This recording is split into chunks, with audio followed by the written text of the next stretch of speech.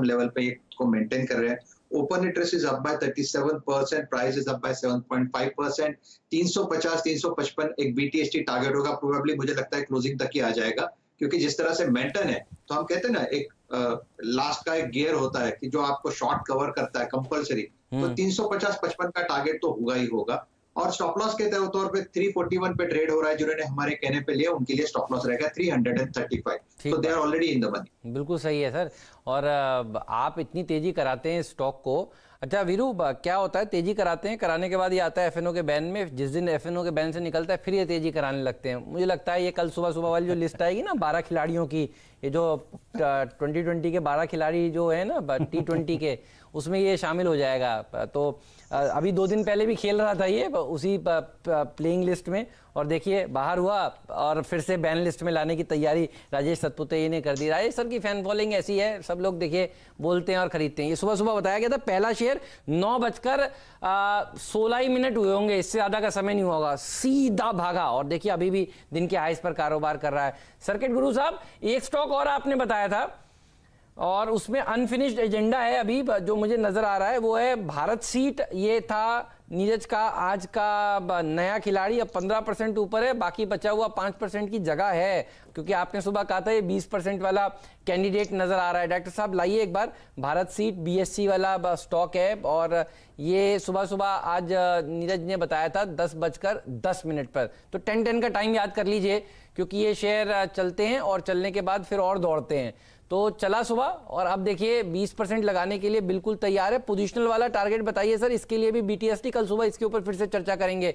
आप कौन से लेवल्स इंपॉर्टेंट है सर? हेमंत, इसमें आज एक फ्रेश ब्रेकआउट हुआ है। अगर आप प्राइस पैटर्न देखते हैं तो that's inverted head and shoulder price formation, और जिसका जो नेकलाइन था वो था करीबन 57 का। 57 के ऊपर बायस पॉजिटिव हो गया। वॉल्यूम देखे, जबरदस्त वॉल्यूम है। तो ये जो ब्रेकआउट है, पॉइंट ये जो ब्रेकआउट है ये आगे भी इसमें फॉलो थ्रू दिखेगा। इसका टारगेट इमीडिएट 70 से लेके 75 इस ट्रेजेक्टरी तक इसको जाना है। रहे बात स्टॉप लॉस की, तो स्टॉप लॉस रहेगा 58 का। 10:10 पर यह शेयर सुझाया गया था, अब 19% ऊपर भारत सीट कारोबार कर रहा है। और 9:07 पर जो शेयर सुझाया गया था उसकी बात भी कर लेते हैं। मंगलम ऑर्गेनिक्स भी दिखाइए डॉक्टर साहब, और इसने भी आज एक नया 52 वीक हाई लगाया। और देखिए ये सारे स्टॉक्स मिड कैप्स में आग लगी हुई है। ये आशीष जी हमारे जो जैकपॉट गुरु हैं उन्होंने सुझाया था, और आशीष अब वो मूवी बनाने वाले सत्ते पर सत्ता। तो 7 दिन से लगातार देखिए आशीष जी आपको हंसते हुए नजर आएंगे। 7 दिन से लगातार देखिए इनके शेयर बताए हुए सर्किट ही लग रहे हैं। आशीष कैसे, मतलब नंबर क्या हो गया आपके चश्मे का, ये बताइए प्लीज। नहीं, इसमें चश्मे का नहीं, इसमें सतपुते साहब ने जो आजकल ब्रेकफास्ट का एक डब्बा घर भिजवा रहे हैं मुझे। अच्छा, वो आपको भिजवा रहे हैं? हाँ, भिजवा रहे हैं। तो मैं समझ गया, वही मैं कहा कुछ तो है, कोई कॉमन चीज है। कुछ हुआ है। शिल्पा आरती कौन से स्टॉक के साथ थे, अब भी सेंचुरी पे लग गए। अभी सेंचुरी पे हाँ, तो इन्होंने नाश्ता मेरे साथ शेयर करना शुरू कर दिया। सही है सर। इसके लिए भी टारगेट्स बताइए। मंगलम ऑर्गेनिक्स अब 600 रुपए के भाव पर कारोबार कर रहा है, दिन के हाईज पर 8% ऊपर। तो हेमंत, एक तो सुबह का हमारा एक रेंज था, हमने 600-610 का टारगेट दिया था, वो तो हिट ही हो गया। हेमंत, मुझे लगता है ये नया हाई बनाएगा। ये जनरली ये काउंटर्स, ये हम इसको थोड़ा सा एग्रेसिव कर, लो बीटा होता है तो ये फटता भी बहुत है, यानी चलता भी बहुत है। टेक्निकली प्रोबेबली मुझे लगता है ये 610 निकले तो 660-680 का टारगेट लेके काम करे। तो सलाह यही होगी, आपने अगर लिया है हमारे कहने पे तो आप इसमें बने रहे। स्टॉप लॉस सुबह हमने 525 की बात की, अभी नया स्टॉप लॉस होगा 570।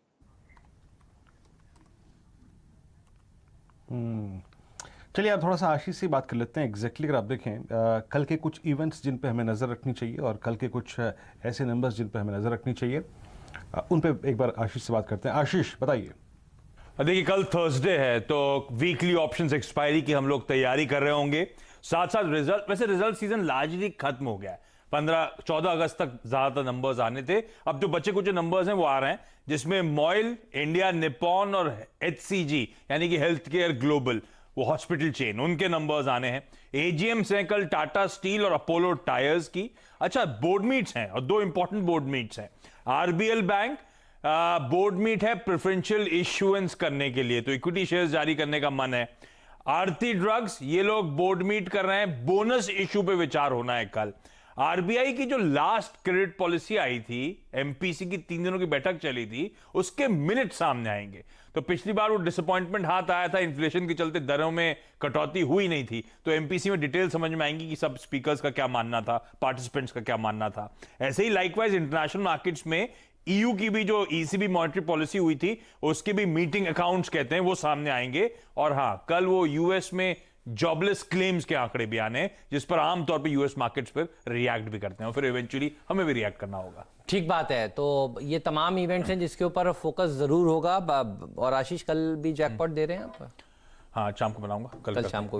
ठीक है, तो कल आप लोग अब तेजी बढ़ा रहे हैं तो मेरा मन भी बढ़ रहा है। हाँ, सही है, बढ़िया है। आज आप रोटो पंप के मैनेजमेंट से भी बात कर रहे थे, मैं देख रहा था। हाँ, वो तो कल प्रेजेंट करा था, आज सोचा उस मैनेजमेंट को रिक्वेस्ट करी जाए, तो आ गया आज। ये सही है। तो पहले आप बताते हैं कंपनी के बारे में, उसके बाद फिर वो मैनेजमेंट भी आता है, तो उससे देखिए लोगों का कॉन्फिडेंस बढ़ता है। एक बार रोटो पंप का स्टॉक भी दिखाइए। ये 10% वाला कैंडिडेट था, और कल आपने बताया था कल 10% की तेजी के बाद आज फिर से। राजेश जी, आपका कहना बिल्कुल सही था। जो 10% ऊपर ले रहे हैं उनके और पैसे बनेंगे। ये देखिए, ये स्टॉक अब 3% ऊपर कारोबार करता हुआ नजर आ रहा है। मैनेजमेंट ने बहुत ही पॉजिटिव बयान दिए हैं, उनकी एक बाइट भी थोड़ी देर में आपको सुनवाने की कोशिश करेंगे। लेकिन देखिए, 3% ऊपर, इसके लिए पोजिशनल टारगेट क्या है? हेमंत, हमने कल ही कहा था 125 से लेके 130 ये इसके टारगेट ट्रेजेक्ट्री होनी चाहिए। द रीजन भी उसमें था, करीबन 190 से इसमें एक फॉल देखा हमने, करीबन 55-60 तक। तो ये जो पूरा फॉल था, इसका रिट्रेसमेंट देख रहा था मैं, कहां तक जा सकता है, क्योंकि ये हाई बीटा है, ये ऐसे छोटे छोटे टारगेट में रुकते नहीं है। तो मुझे लगता है 125-130 टारगेट होगा।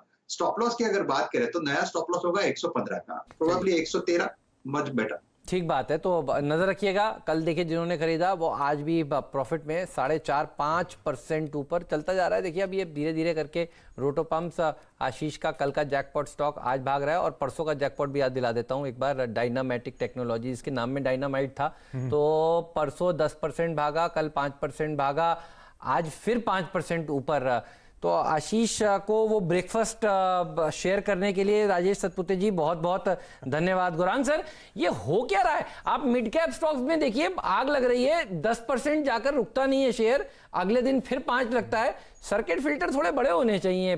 ये तो मतलब आशीष 10% वाला 10% बोलते हैं और वो लग जाता है, और ये कई मिड कैप्स में हो रहा है। ये बताइए, कुछ अच्छे चुनिंदा बढ़िया मिड कैप्स जिनके ऊपर आपकी नजर है?